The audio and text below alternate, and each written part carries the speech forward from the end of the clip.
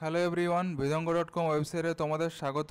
আমি অক্ষয় পাল, তোমাদের গণিত শিক্ষক। দেখো এখানে কি বলেছে, বার্ষিক 5% হারে 8,000 টাকা 3 বছরের চক্রবৃদ্ধি সুদ ও সরল সুদের অন্তর কত হবে সেটা আমাদের বের করতে হবে। ওকে, অতএব এখানে বার্ষিক সুদের হার দেওয়া আছে 5%। বার্ষিক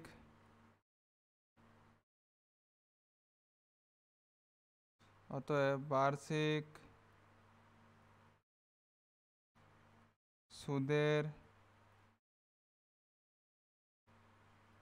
হার ইকুয়ালস টু 5%। মূলধন বা আসল ইকুয়ালস টু দেওয়া আছে 8,000 টাকা।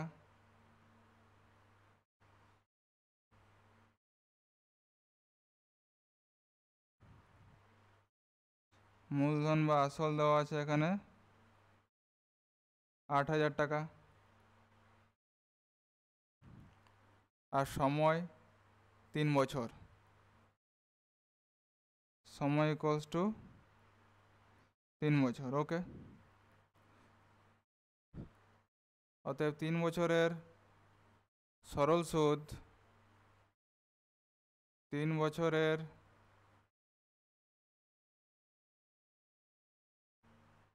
সরল সুদ ইকুয়ালস টু হবে PRT/100। তো মিনস আসল হচ্ছে 8,000,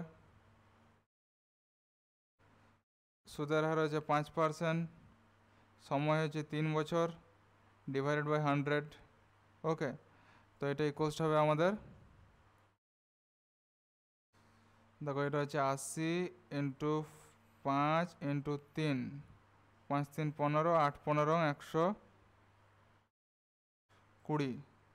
মানে 1200 টাকা। সরল সুদ হচ্ছে 3 বছরের 1200 টাকা।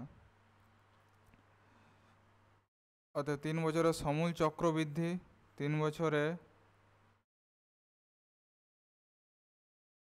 সমূল চক্রবৃদ্ধি ইকুয়ালস টু হবে 8,000 ইন্টু 1 প্লাস 5/100 তার whole cube equals to 8,000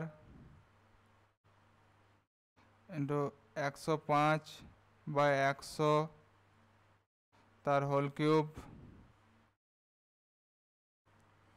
equals to 8,000। এটা হবে আমাদের 21/20 তার whole cube. Okay,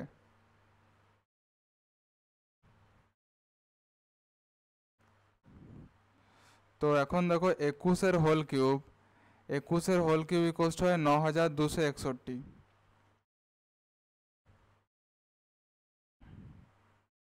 equals to 8,000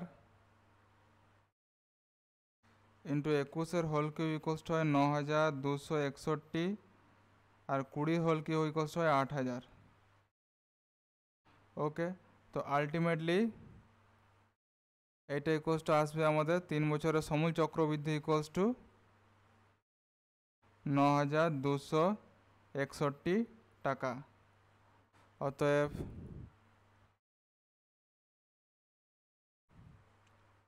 3 বছরের চক্রবৃদ্ধি সুদ, 3 বছরের চক্রবৃদ্ধি সুদ ইকুয়ালস টু কী হবে আমাদের, 3 বছরের সমূল চক্রবৃদ্ধি মাইনাস মূল, মিনস 9,261 মাইনাস 8,000 ইকুয়ালস টু 1,261 টাকা। তাহলে আমাদের বার করতে বলেছে 3 বছরের চক্রবৃদ্ধি সুদ ও সরল সুদের অন্তর। অতএব 3 বছরের